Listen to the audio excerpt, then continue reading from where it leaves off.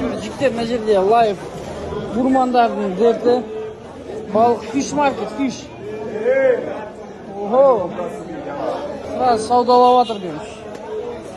Бұйырса мынандай жеу керек болады бізге. Короче, базар осылай. Кейін қол босаған кезде обязательно барып қуырып жейміз. Пока осылай хакуна матата болып осылай жүреміз арылап. Ары қарай мына жақта уже көкөніс и так далее. Базар кете береді ғой.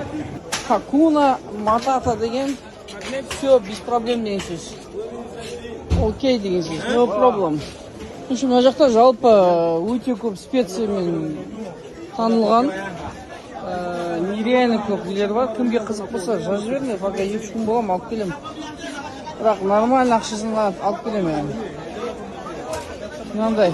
How are you? You see? Fine, how are you? Турист ориентейді барлығы. О ағылшынша әңгіме айтып тұр конкретно. Mango. How much is this? 2,000. 3 shilling. 3 tenge.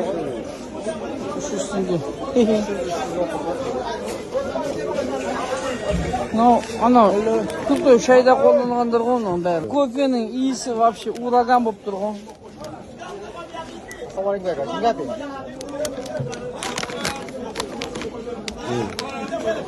Йооо, супер. Мынау жеке sweet potato дейді. Картошканың тәрізі дәмді. Бұл тоже желінеді.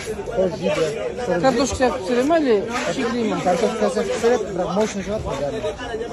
Қай жерден бұл келеді алма? How much is this? Бір штука 1000 шиллинг. Это 160-200 теңге бір алма. Так что алманың қадірін түсіндер, егер вдруг Африкаға көшін деп жатсыңдар. Өте қымбат дүние мынау. Штучный сатады.